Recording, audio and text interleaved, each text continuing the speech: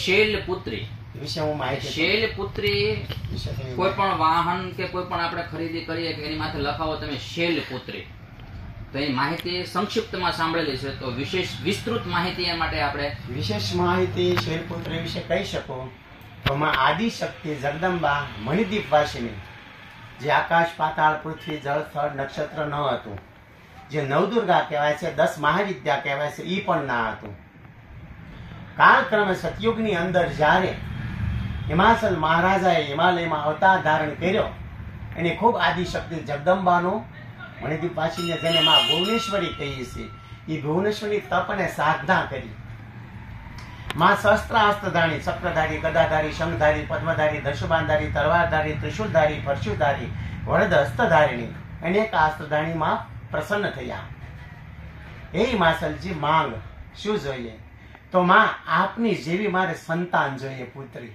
એ કે આ સંસારમાં, જગતમાં, બ્રહ્માંડમાં મારા જેવો કોઈ નથી, પણ તારા પ્રેમને વશ થઈને હું પોતે સ્વયં ત્યાં પ્રગટ થઈશ. માં હિમાચલને ત્યાં પ્રગટ થયા. હિમાચલને શૈલ શિખર નામ આપવામાં આવ્યું છે. તો હિમાચલની પુત્રી હોવાથી શૈલપુત્રી કહેવાના. તો ત્યાંના ગર્ગ ઋષિ, ભૃગુ ઋષિ અને દધીશીએ કીધું, અને બ્રહ્માજીએ કીધું, હે રાજન હિમાચલ, આપ શૈલ શિખર નિવાસી છો, એટલે આનું નામ શૈલપુત્રી પાડવામાં આવે છે. અને શૈલપુત્રી આ જગતની અંદર યક્ષો, ગંધર્વો, કિન્નરો, દેવતાઓ, ભાટ, સારણ કે જગતના લોકો, બ્રાહ્મણ, વૈશ્ય, ક્ષત્રિય કે શુદ્ર, કોઈ પણ શૈલપુત્રીનું નામ જપશે અથવા કોઈ પોતાના આવાસ ઉપર એટલે કે મકાનો ઉપર લખશે, કોઈ પણ પોતાના સ્થાન અને આવન જવનના વાહન એટલે ગાડી, રથ, હાથી, ઘોડા હતા ને, અંબારી, ત્યાં પણ કોઈ પણ રસ્તે તો શૈલપુત્રી લખવાથી પોતાનું સર્વ પ્રકારે રક્ષણ થશે. જેમ મોટા મોટા ચટ્ટાનોને તોડતો પવનનો વીંઝણોને વાયુ વાય છે ને પહાડોને કાંઈ કરી શકતો નથી, એવા વિઘ્ન, આપત્તિ, દુઃખ અને કષ્ટરૂપી આવરણો જ્યાં શૈલપુત્રીનું લખાણ હશે કે તેના જપ કરતા છે, એને કોઈ પણ પ્રકારની આપત્તિ, વિઘ્ન નહીં આવે.